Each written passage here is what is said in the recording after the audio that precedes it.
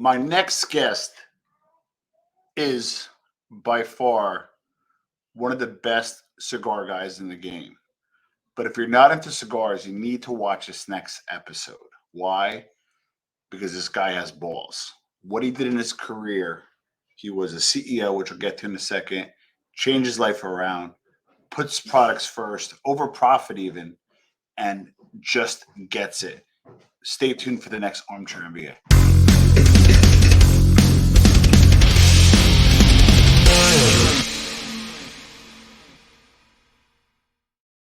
Tom LeVecchia here with the latest edition of the Armchair MBA. Today we have a very special guest, the Ligador Catador de Puros, Steve Saka, the guy who exacts quality standards in all of his work. He's a cigar expert, has smoked well over 100,000 cigars in his career. Started out working for Lew Rothman, former owner of JR Cigar, was the CEO of Drew Estates, my favorite, from 2005 to 2013, and then left to start his own firm, Dunbarton Tobacco Trust, to craft cigars without compromise. Steve Saka, welcome to the Armchair MBA. How you doing today, buddy? I'm good, thanks. I do want to correct one little thing in your intro. Oh, please. It's not that I put product over profit.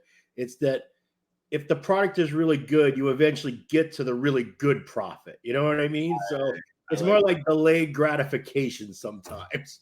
I like that. And we'll talk about your journey. So let's kick off with, give us a little bit about your formative years. Like, where'd you grow up? You didn't come from a cigar family, which I find really interesting. Walk us through that. Yeah. Look, I grew up in a working class blue collar home.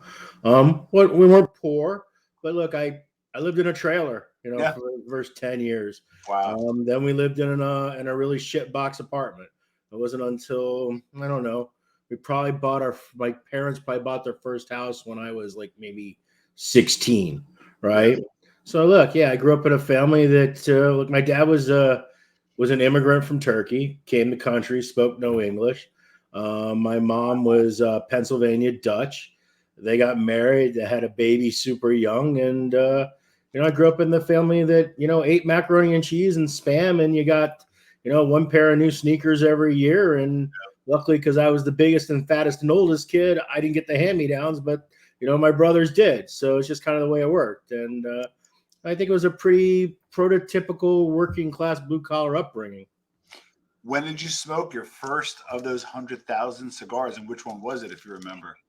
I don't know what it was because it was a really shitty bundle kind of Maduro that was given to me by a senior chief on a boat.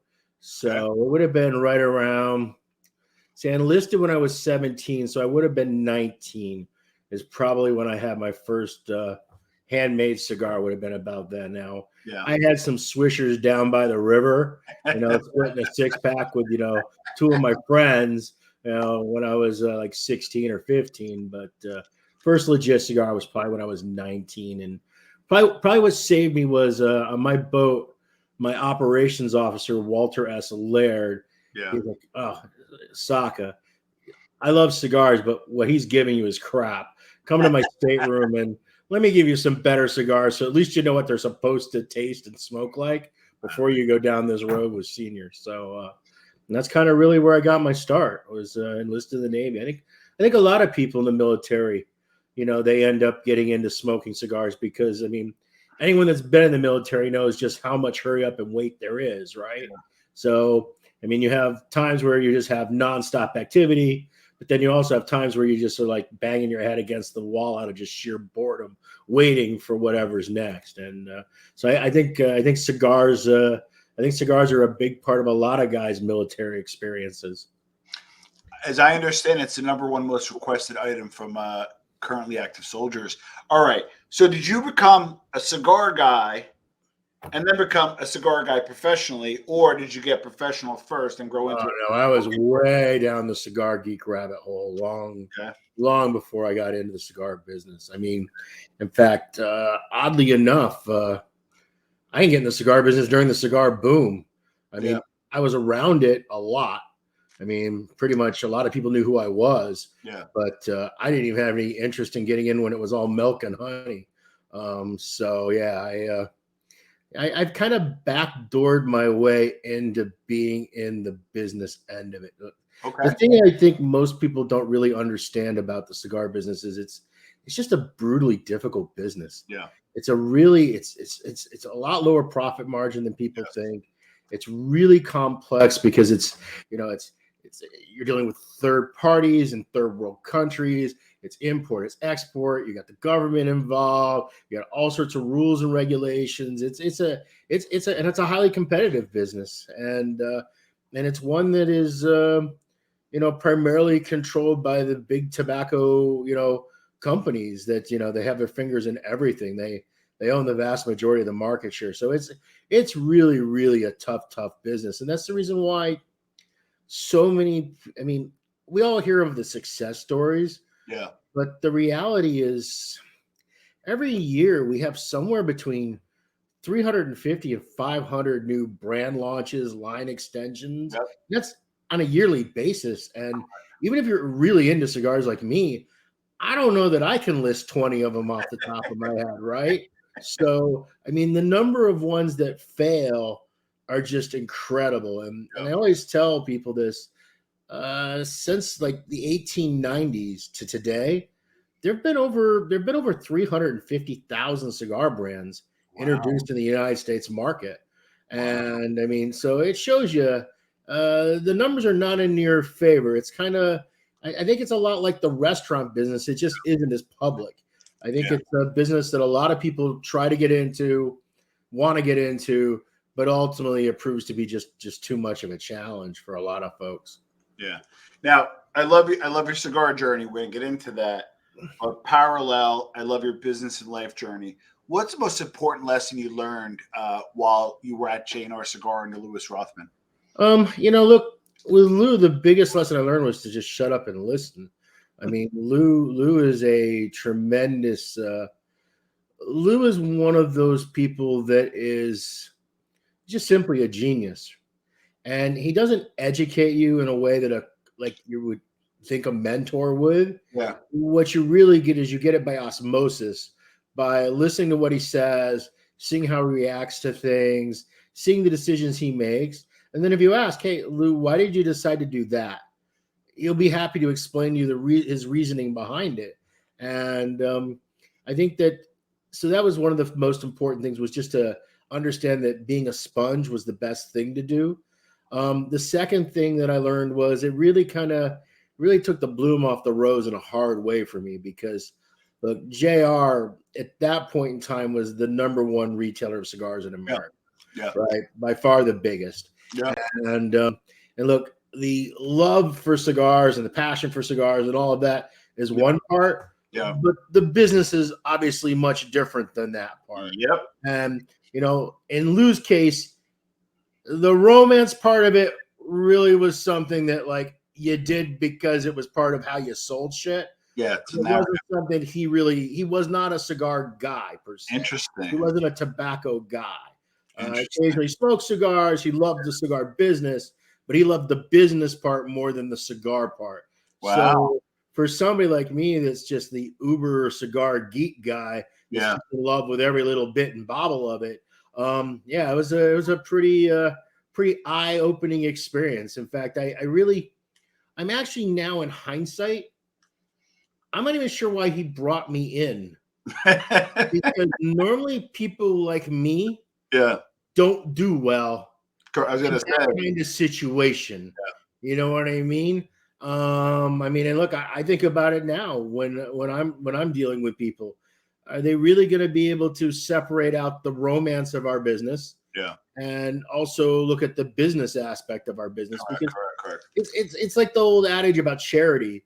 You can't be charitable until you've made it, right? Yeah. So you kind of like being successful gives you the capacity to do more interesting and unique things. Correct. That are more true. Correct. To where you would like for the industry to go. Correct. And look, when you're in that scramble and you're just trying to figure out how to feed your kids and keep the doors open, A lot of that stuff goes out the window really, really quick. Exactly. So yeah, so that you kind of answer my question because you are a cigar guy, cigar purist, but you kind of worked for business guy. Is that an Umbagog? No, this is a Miki Rita Black. Oh, beautiful. We'll get into that in a second. I got an Umbagog on deck for afterwards to celebrate Thank you. interviewing you. All right. So then you go over to Drew Estates. I met your friend. Well, I know your friend Dave at Barrister Cigars. His wife is your wife, and he kind of got me as to become a Drew Estate guy, right? Yeah. And I want to focus a little on probably the best line ever made, the Liga Privada, which I understand had a little something to do with. Give us a little about the generations, in terms of pre Liga, and then post. Look, Drew Estate was this up and coming company. Yeah.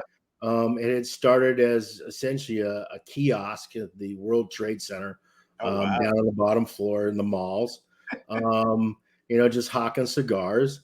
And it really, even through the boom, and they kind of came in at the tail end of the boom as far as the company really was. Yeah. You know what I mean? Yeah.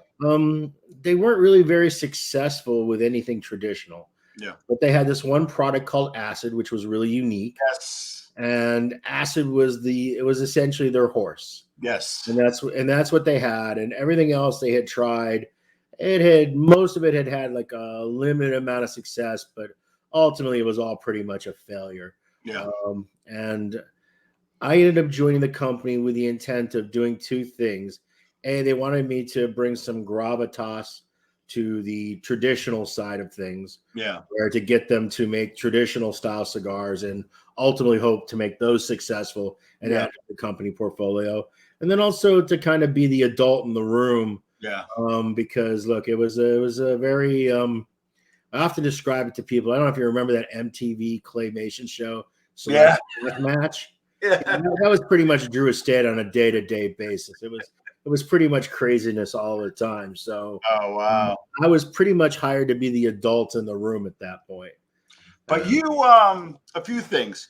So the one is you led it through tumultuous times, like ledge of bankruptcy, all this other stuff. Mm-hmm. But then also when you kind of exited, you exited before a big exit, and you kind of brought it to a really healthy place. Hence the exit or being. No, we grew that company from this kind of wacky tobacco, small. Disorganized kind of company into a really functioning, we became the largest manufacturer in all of Nicaragua. Yeah. We had, at that point, we had the hottest brand in the country on the traditional side. And we also had maybe arguably the number one selling cigar on the period. Acid was neck and neck with Romeo and Julieta.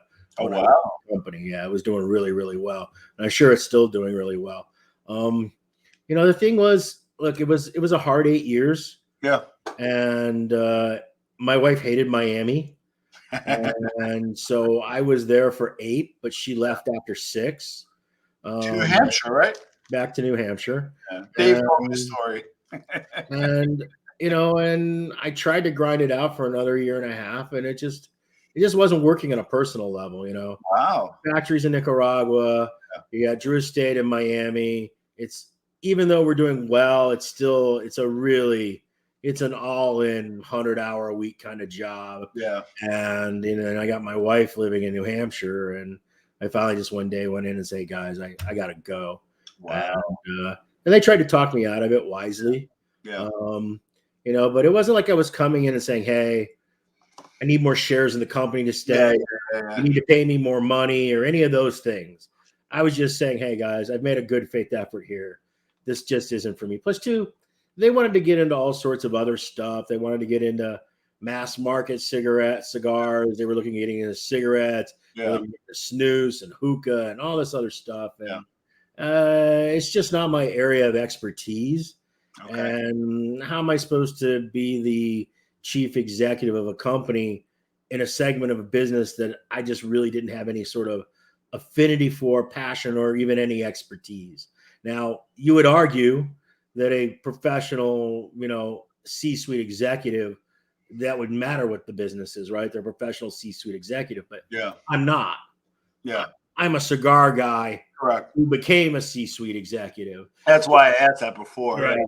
So for me, it just wasn't a good fit. So it was kind of like it was time. And I had also had this thing happen a year before. I was on a farm in Jalapa, and I was talking to a farmer, and he had this. He used to grow in a big cooperative, and I used to do a lot of business with him. But he decided to strike out on his own. Yeah. And I feel like, man, Juan, why are you doing this? This doesn't make any sense. And he said to me, Saka, it's better to be the head of a rat than the tail of a lion. Oh, wow. And I just kept rattling around in my brain, is it not better to be, 100% in charge of everything, even though you're a shitty rat? Correct. Versus being the president CEO of this giant mega company where you're the tail. You know what I mean? And maybe the tail isn't a fair assessment to where it was at Drew Estate, but look, John was a partner, Marvin's a partner, Stolucci's a partner. Yeah. It's not the same as, and the other thing too, I'm a minority partner. I'm not a controlling share partner. The only way I have controlling shares is if I get my two principals to fight one another. Correct. Not a good scenario, right? It's my job to make them get along, which is quite an amazing task. And ultimately, in the end, they didn't get along, and that is what happened. Their shares got kind of divided between the next person that took over. He used it as a leverage point, and I just wasn't willing to do that. Which I want to get to in a minute, but I'm going to give you what you said had kind of give me some chills because you don't need to, but if you want, Google this guy. He's kind of downplaying things a little bit. Drew Estate's hockey sticked its way to tremendous growth. They were later bought out. We'll get to that in a second.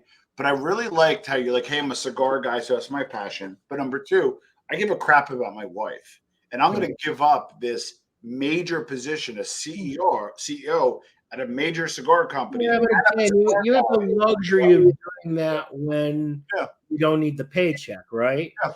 So, I mean, if you're desperate for the gig, then it makes a different situation there. So I had that benefit of that. And I mean, it's just, and look, I was tired and I was worn out and I was frustrated and I was pissed off on a pretty regular basis, which I still am actually. I don't know that I traded up on that. At least it's like your own shit you're pissed off about. Yeah, I mean, but it's one of these things where I just it was just time, And the other thing too is look, I made myself a lot of money while I was there, but I made them even a lot more money. And it was the same situation in the previous gig. Yeah. I made them a lot of money too.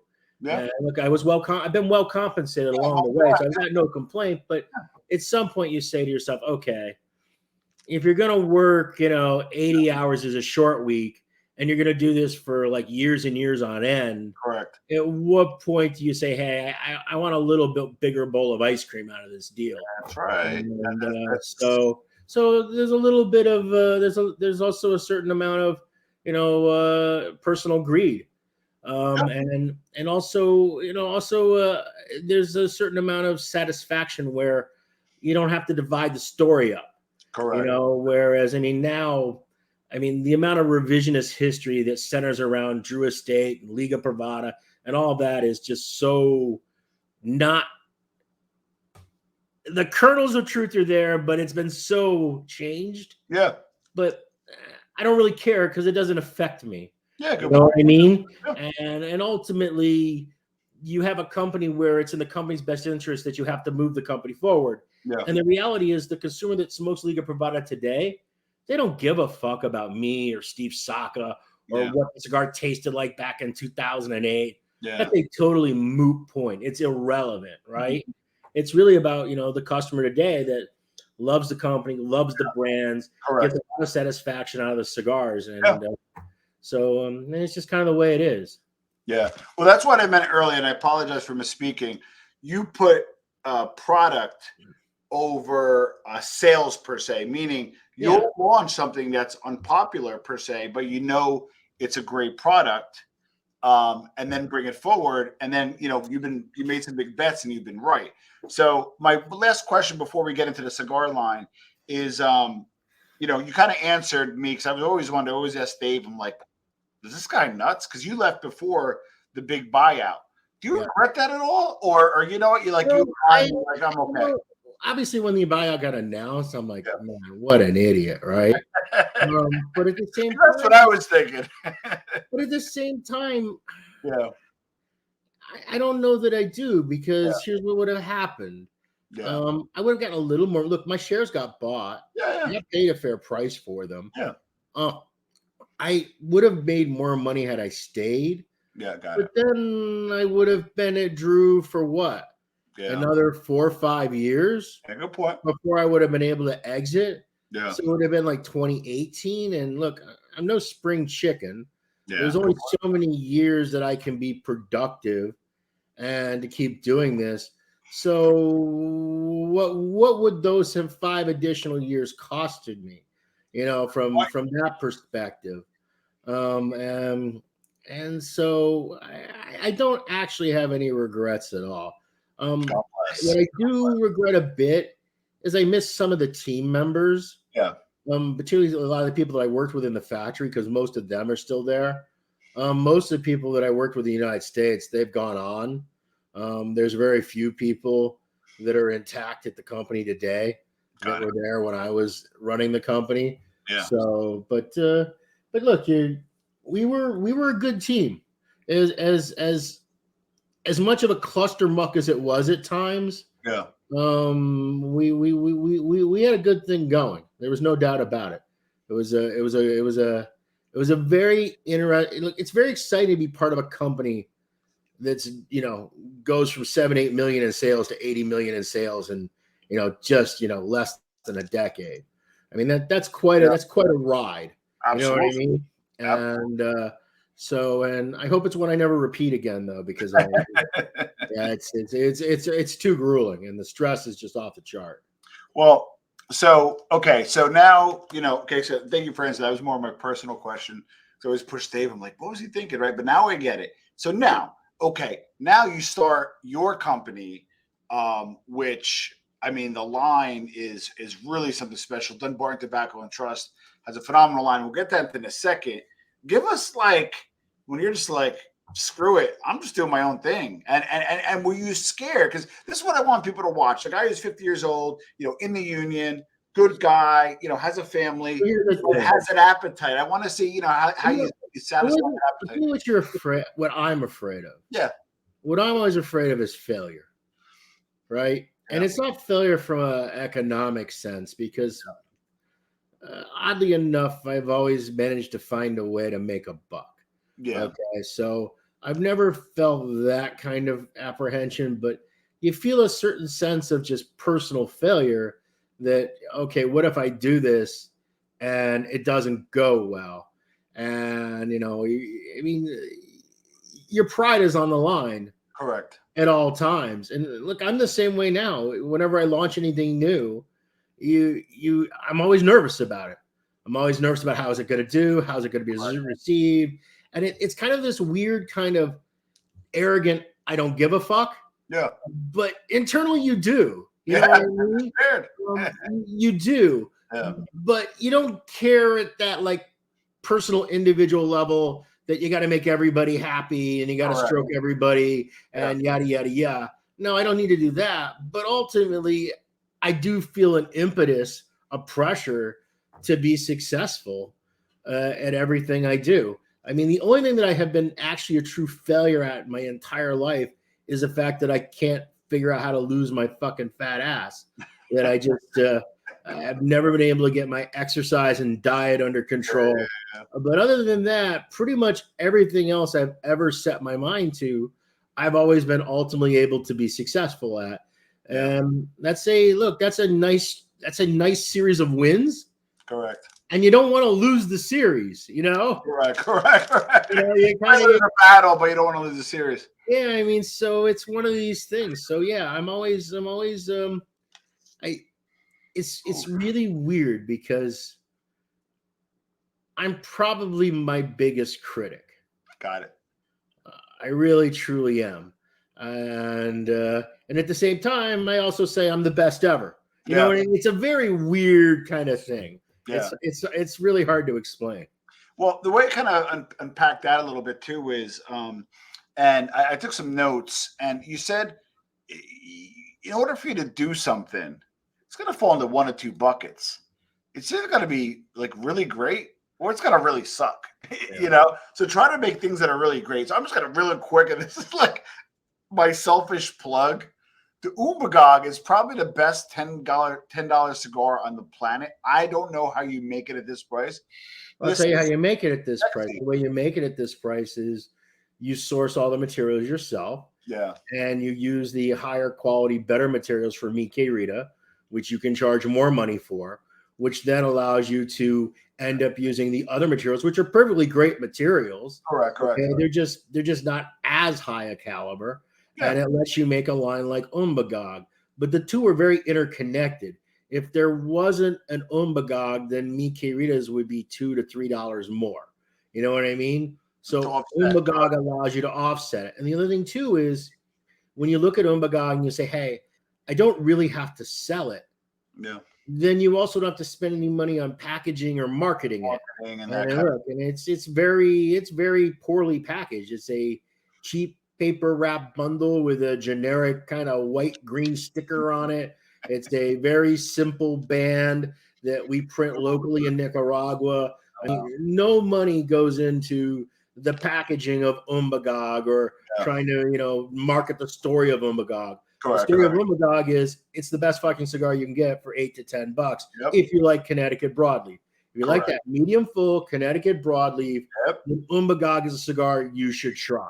Yeah. If you're a Connecticut shade guy, it's a waste of time. Yeah. It's not going to suit your fancy. But I am a Connecticut shade guy, and I still am in love with the cigar. Yeah, but do you also smoke Connecticut broadleaf? Yeah, correct. Right. If you're a shade only guy, correct, and you only smoke, mild, creamy kind of style cigars, then Umbagog isn't gonna fit for you. Yeah, but real quick, Steve, you know what I love about that answer? You're a cigar guy, and you just like brought up the perfect entry-level marketing position for a cigar that has a great narrative, but you didn't do that. You just said, this is who's going to smoke this, and they're going to like it, and it's going to be really good. But you basically created brand positioning out of your packaging by having a nice entry-level cigar. There's genius in that. You understand that, right? I hate to like blow smoke up here about proverbially, but the fact that you just kind of have that natural kind of dissonance of say, hey, you know what? This belongs here. Right. Well, you just brought up a perfect positioning. What's your workhorse? Oh, sorry, go ahead. The other thing, too, I think is really important, too, is to not inaccurately describe things to consumers. Agreed. To tell them this is a product that'll work for you and there's a product that won't work for you. Yeah. Okay, because there's no sense in getting someone to buy something that isn't ultimately right for them.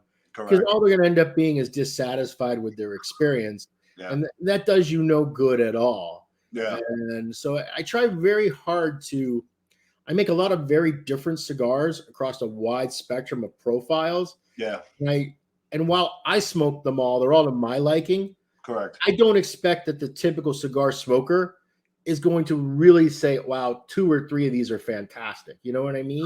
Correct. Now, yeah, if you're the cigar guy that plays the field and you try all sorts of stuff, then you're probably going to find a lot that you like in the line. But most consumers have a very kind of specific type of cigar that they tend to like to smoke. And the guy that's smoking a Mi Querida Tricky Traca is probably going to be very underwhelmed with a Sobremesa Brulee. It's just not going to work for him. Yeah. So what was your question before I stepped over you? No. So what I want to do is I posted pretty much most of the line of the line. I'm trying to go through some of the brands, some of the thought process, so people could try them out. Stop me if I'm wrong. The Mi Querida is your kind of your workhorse, your top, or where does Mi Querida fit in? Yeah, well, the thing is, okay, so going from like the mildest to the strongest, Sobremesa Brulee is the mildest cigar. Correct. Okay. It's mild to medium, creamy, Connecticut shade, inherently sweet. It's for that guy that likes Romeos or Montes or Davidoff Whites, but he wants a little more flavor. He doesn't want it to be really thin or wispy because for me, I think that things need to have texture and depth. Yeah. Something can be mild and not be strong, but yet it can still have body and character. Got it. And then probably next step up from that is it depends. Sobremesa, the traditional Sobremesa, it's kind of a medium style cigar. Sin Compromiso is also in that medium to full.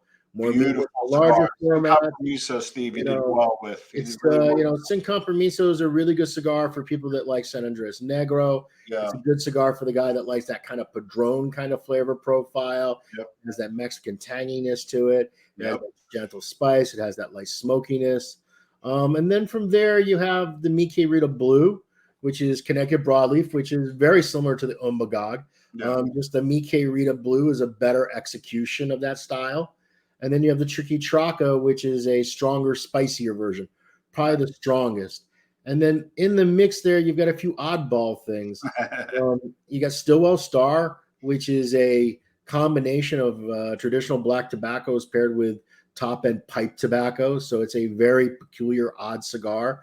Yeah. There's 4 different blends in there. They're each uniquely different.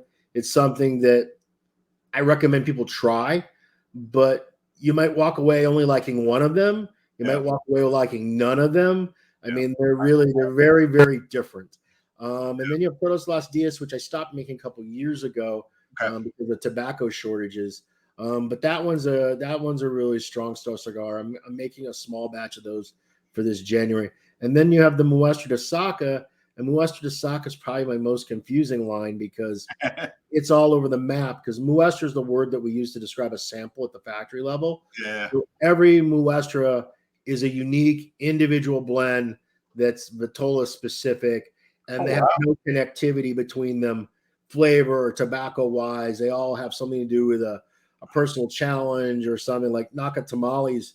Naka Tamales only have 2 tobacco in them. Yeah. Tobacco is the wrapper binder. 1 tobacco is the whole filler. That's it. Exclusivo, maybe one of my mildest cigars. It's made all of tobaccos that are aged a minimum of 5 years. Most of the tobaccos in at this point are over 7 years old. Oh, wow. So Mildest is just kind of this like weird place that I put these kind of one-off blends. That's fun. Kind of a playground, kind of fun place where I don't have to worry about making an entire brand and making it consistently. I just have to make one cigar consistently and sell it. So, I mean, it's a pretty wide spectrum of products with now the only thing is, other than Umbagog though, and even on Umbagog, depending on who you talk to, I'm not a cheap date. My cigars are a little on the price. Yeah, they're premium. Yeah, look, I charge at the retail register. They end up being about $2 to $3 more. Yeah. But they're bunched better. They're better materials. Correct. I think if you smoke enough cigars, you can tell the difference. Actual time of smoking on almost all of my cigars is much longer than most other companies' cigars because of the way they're bunched. They're bunched a bit firmer. Yeah. So I think I've always said that my best customers are the ones that are the more experienced and discerning. Yeah, I think if you're in the beginning of your cigar journey, those first 3, 5, 6 years, you don't really have enough of a benchmark. You kind of keep going from I love this to I love that. You know what I mean? Yeah. You keep finding your favorite and the best ever. But once you get to the point that you smoked for 10, 15 years, you really start to be able to separate out the wheat from the chaff. Yeah. And that's really my customer. Yeah. My customer is that guy. And oddly enough, he also happens to be the guy that's the least impacted by marketing. Correct. Right? Correct. So, because he's heard everything for the last decade and a half. There's no marketing story that I can say that's going to be enough. In the end, the cigar is going to have to earn its keep, or that person's just going to move on to the next thing. Yeah. So, but those that is actually my best customer base. The more experienced someone is, the better, the more likely they are to be Dunbarton smokers. Love it. Now, I don't know if it's a nickname, but the Unstolen Valor, that's another great cigar that you created as well. And it's in a little box. Yeah, well, see, I didn't create that one, actually. See, that goes back to the Mildest thing. That was actually a personal challenge I gave to Raul Diesla. Okay. He's the GM of the Noxa factory, and he's never made a cigar for himself. He's always made cigars in the direction of other people. Yeah. Or, like in my case, I give him the blends that I want him to manufacture. Correct. In the other case, a lot of times a company will come in and say, hey, I want a cigar that's peppery and spicy, and I want it to have this color wrapper and blah, blah, blah. And then he makes a cigar for them, and then they get to decide what they like and they don't like, and he keeps changing it. So the Unstolen Valor was actually a thing where I said to him, hey, I want you to make a personal cigar. And he ended up making 4 different blends. And the one that I liked the best was the U blend. Well, actually, I like the R blend better, but I said he should keep that for himself to use in the future. But I thought the U blend was a rather interesting one. It's a very pepper forward cigar, but yet it's got a good amount of measure to it. So it's very peppery, but also it isn't like blow your head apart kind of peppery. So that blend, all I did was say, yeah, I like that one. Let's make it to Saka standards. Let's upgrade the materials. And that's the reason why it's called Unstolen Valor, because I'm not actually the blender of Unstolen Valor. Raul Diesel is the blender of Unstolen Valor. My favorite, they were breaking his chops to make a Lancero. For whatever reason, I understand he didn't want to make one. So he made the Lancero in the long box. And on the side, the initials of "Now leave me the hell alone." Now and LA. I thought that was brilliant. So I love that. I love the story. We'll be wrapping up soon, but before we do, one question I have is so I think you kind of touched on, for the person that's listening, they're unpacking their life and they're like, you know what, I want to go for my dream, and I think part of it is you got to save. You have to make sure you have enough money. You don't want to be scared money, but also being a CEO or manager, right, is different than being a founder. Give us your experience on when you first realized, like, oh shit, like I'm not a CEO, I'm now a founder. I had already had the founder experience back in '92. Okay. So I had gotten out of the Navy in '89. Yeah. I had started a company then. Oh, okay. I had already been through the founder experience. Got it. Okay. So I mean, look, it's like anything in life. Yeah. You need that passion that you are as a founder, because you end up doing a lot of stupid shit. Yes. I mean, I read a really interesting book. It's called "Why Is That Idiot Rich and I'm Not?" And it was talking about the mentality that these founders have. Yeah. How they just charge headlong into things. Yeah. You know what I mean? And it's something that somebody that has any sort of common sense or experience would otherwise not do. Yeah. You know what I mean? Because they know better and they know how much failure there is. Yeah. And so there's a certain amount of that that's necessary. And you really do need that, because you need to be able to push and grind through. This time around, it's a little different. I'm much more measured than I was before. I've done so many wrong things that you learn over the last since, being at JR in 2000 back then. I've had 22 years of like high level experience in our industry. Yeah. So there's a lot of mistakes that I'm not currently making, that because I had either made them before or I had witnessed other people make them. And that's a tremendous benefit. But yeah, it's one of those sad parts about when you talk about these things. I don't ever want to discourage someone from trying. Yeah, of course. You know what I mean? Because oddly enough, I think most people would think that I would look at somebody like people I don't even know where my weight class is anymore, because we're kind of pushing up into like LaFleur levels. Yeah. Sales. But kind of that small company, right? Yeah. You would think I would view all of those guys as my competitors. And I don't really. I kind of view them more as my peers, because really my competitor for me, I don't want any Roma Craft money. Yeah. I don't want any Nicholas Melillo Foundation money. I hope those guys do great. Yeah. I want a bite of STG's pie. I want to eat from Altidus's table. Yeah. I want to take business away from Drew Estate. Yeah. These are the guys that have the business. Correct. They're the ones that have the tens of thousands of loyal customers that, make bank. So for me, the target has always been the people above. So I've always had this adage where, you should never punch down, but it's even a waste of time to punch to your left and right. You always want to punch up. Everything I do is with that in mind of always want to punch up. How am I going to take share away from those guys? Correct. Okay? And luckily for me, they make it easy because they're on autopilot. They don't have any founder. They don't have anybody with the same passion. Correct. You know what I mean? They're not playing in the same game. They have all the competitive advantages. They have the distribution, and they have the budgets, and they have the marketing, and they have the staffing. They have everything. Yeah. in their advantage. But what they don't have is they don't have the grit, they don't have the determination, they Correct. don't have the passion, and they don't have this just the hey, I want to say fuck you. You know Yeah. what I mean? And take. And that's a big driving factor is to always kind of I don't know why I always enjoy taking from the big. Yep. It's just Yep. and that Yep. was true at Drew State, and that was true even though when I was at Lew we were big, we still relished that. You always kind of fought as the scrappy kid on the street. Correct. You Well, know?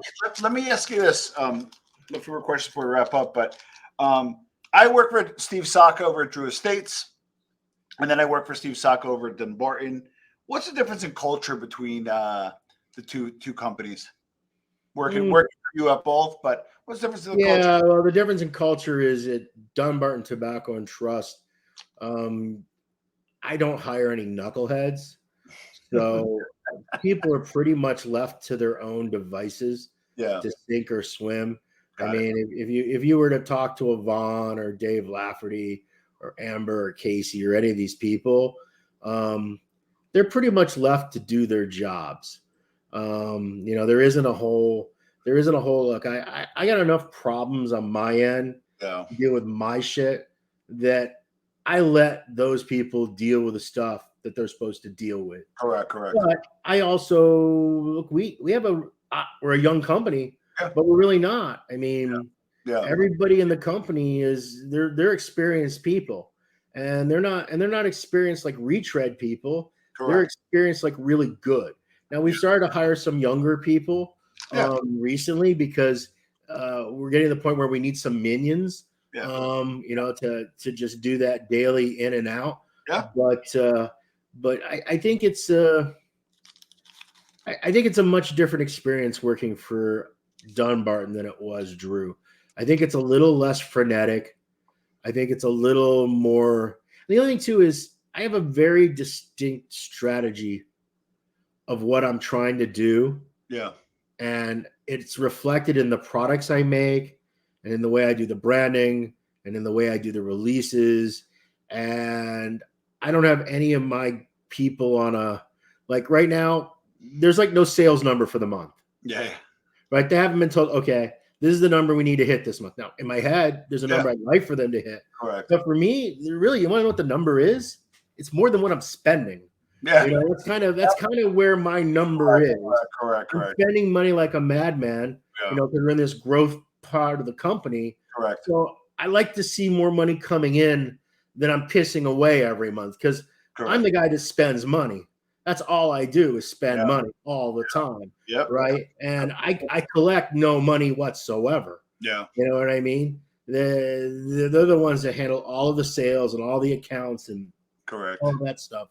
But I think it's a question better asked to one of them. You know, I'd like to think that they're happy in their jobs. Yeah. That's also part of the goal is to what I'd really love to have ultimately happen is for all of my people, and they probably do now than most companies, but even more, I want them to make a lot more money working at Dunbarton than they would make working anywhere else. Somewhere else. I like that. You know what I mean? Yeah. I like that. Final question. You could have a cigar. I usually say dinner, but for you, it will be a cigar. With anybody dead or alive, who is it and why? Yeah, I'm so boring on this one. I mean, I'm a standard cigar guy answer, right? Winston Churchill or, you know, somebody like that, Abraham Lincoln. There you go. You want to meet these great luminaries, you know, MacArthur or Patton. Somebody that's been a leader of men, someone that's, you know, changed the world. I mean, that's what you want. But I mean, it's not something I dwell on much, to be honest with you. Yeah. I never really think about it. You know, what's weird is I'm not a celebrity guy. Yeah. I don't know why. I've just never been into celebrity. It's just something that I mean, it's not that I poo-poo somebody's achievements. Correct. You know what I mean? Because that achievements are achievements, but I'm also not the guy that gets kind of gaga and googly-eyed over it. Because I mean, I've met a lot, and most of them are just as dumb as the rest of us. They're not really particularly special, and that's particularly true of politicians. Yeah, politicians. That's probably I remember when the whole FDA thing started. We started meeting with all these senators and congressmen, and you quickly came to the realization that, oh my God, how did this ever happen? I mean, how did these people become the people that we elect to be in charge? Because you wouldn't let them mow your grass, some of them. And it's really quite crazy. But yeah, it's a tough one. Who would I want to have dinner with? Yeah, I think I'm gonna stick with my standard pat answers. I mean, who would you want to have dinner with? There's something wrong with me. Like, as you know, we talked about this on email. I'm like, I love the whole mob stuff, and we're doing something a little different today. I kind of wanted to have dinner with Lucky Luciano. I want to hear like what his thought process was, and ask him if you flew straight. Now that and he said he was a famous quote. I could have made $1 million legally as I did illegally, but I really want to know, like, why did you do what you do? In retrospect, could you have done it legally? Would you live your life differently? Or do you believe in everything that you did? Almost like a wrap up in summary. Yeah, but I would think that many of those people, even in a criminal organization, when you end up at the top, you have to have some sort of skills. Correct. You know Correct. I mean, you just can't be that knucklehead enforcer guy and you end up being in charge of a big criminal operation.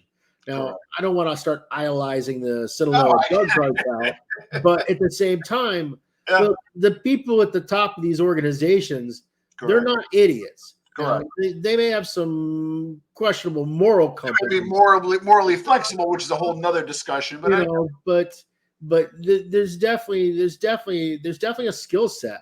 Yeah, there's no doubt about it. And I personally would believe that yes, if you're at the top of that, you could be at the top of something else. Correct. And you see that even in our business. Yeah. The retailers that are really successful, they would be successful if they did something else. Good point. You know what I mean? And the people that run these individual companies that are successful, they would be successful at something else. And sometimes I think you just kind of fall into what your gig is. Correct. Well, listen, I had high hopes. You run, you're CEO of a company, the founder, took the time to spend some time with us at Armchair MBA. What I'm going to ask everybody to do, if you can post, if you had some of the line or one or two of the line, drop your favorite below. And if you have it, drop below of what's on the screen now that looks the most enticing. I'm going to put a link so you can purchase some Dunbarton cigars. We're going to do a little giveaway later on in the month. Right. Saka, thank you so much for being on the Armchair MBA. It's absolutely my pleasure. Thanks a lot. My pleasure.